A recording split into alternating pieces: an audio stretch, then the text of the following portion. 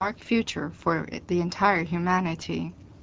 The other outlook is the one that espouses with the belief in the oneness of the Almighty God, follows the teaching of His messengers, respects human dignity, and seeks to build a secure world for all members of the human community, in which everybody can equally enjoy the blessings of sustainable peace and spirituality. This latter is an outlook that respects all human beings, nations, and valuable cultures in defiance of all types of discrimination in the world, and commits itself into a constant fight to promote equality for all before the law on the basis of justice and fraternity, laying a solid foundation to guarantee equal access for all human beings in their quest to excel in knowledge and in science.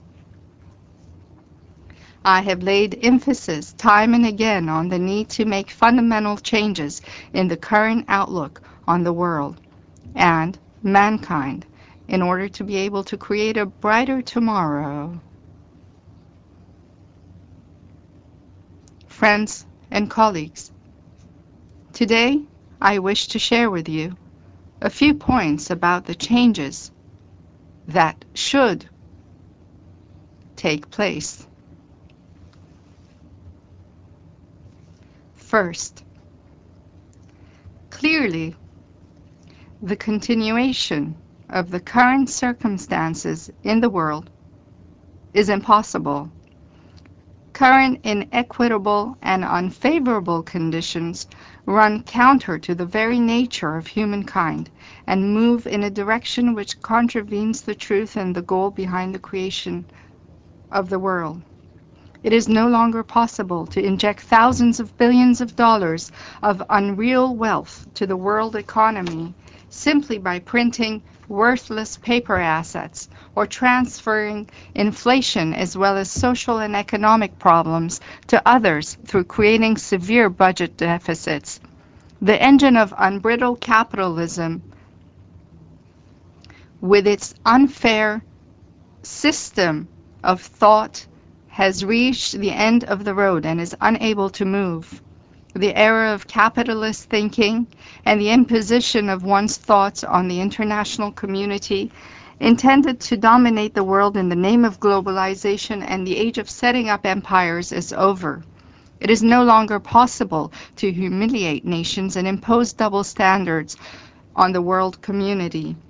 It is necessary to delegitimize and reject any approach which views the realization of the interests of certain powers as the only measurement of democracy, and uses despicable forms of intimidation and deceit in the name of freedom or democratic practice, and approaches that allow dictators to be portrayed as democrats, lack legitimacy, and should be rejected.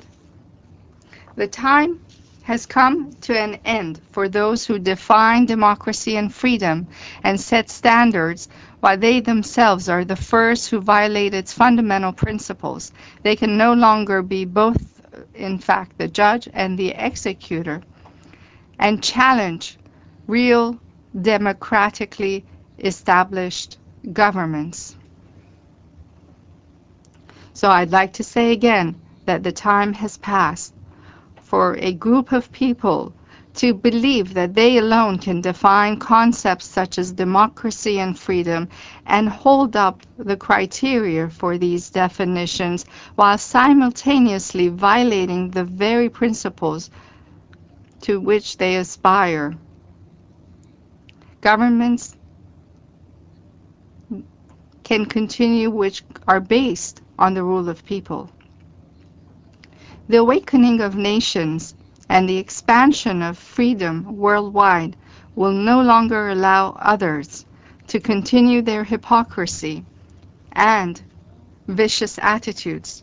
Because of these reasons, most nations, including the people of the United States, are waiting for real and profound changes. They have welcomed and will continue to welcome changes. How can one imagine that the inhuman policies in Palestine may continue to force the entire population of a country out of their homeland for more than 60 years by resorting to force and coercion, to attack them with all types of arms and at times even prohibited weapons, to deny them their legitimate right to self-defense, while much to the surprise of the international community, calling the occupiers peace lovers and portraying victims as terrorists. How can the crimes of the occupiers against defenseless women and children and destruction of their homes, farms, hospitals, and schools be supported unconditionally by certain governments, and at the same time the oppressed men and women be subjected to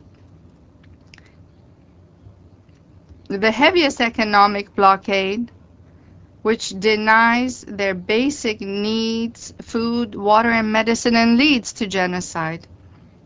They are not allowed to rebuild their homes even, which were destroyed during the 22-day barbaric attacks carried out by the Zionist regime as winter was approaching, whereas the aggressors and their supporters deceitfully continued their rhetoric in defense of human rights in order to put others under pressure.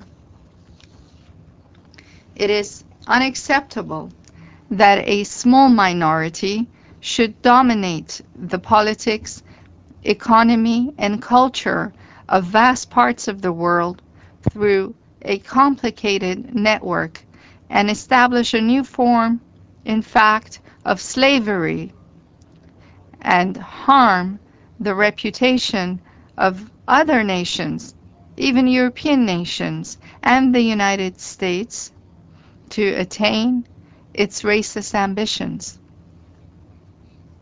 It is not acceptable that some who are several thousands of kilometers away from the Middle East should send in troops for military intervention and for spreading war, bloodshed, aggression, terror, and intimidation in the Middle East, in our region, while blaming the protests of nations within the region that are concerned about their fate and their national security as a move against peace and as interference in others' affairs.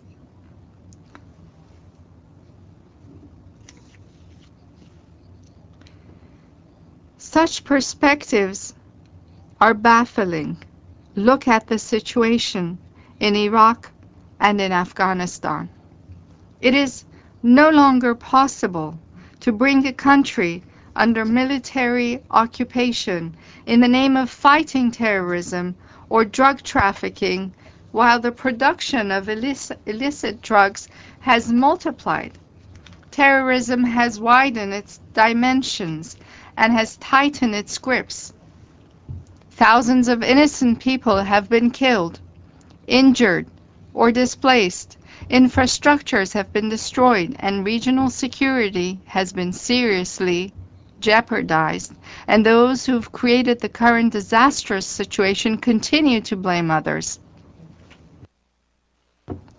How can you speak of friendship and solidarity with other nations while you expand your military bases in different parts of the world, including in Latin America?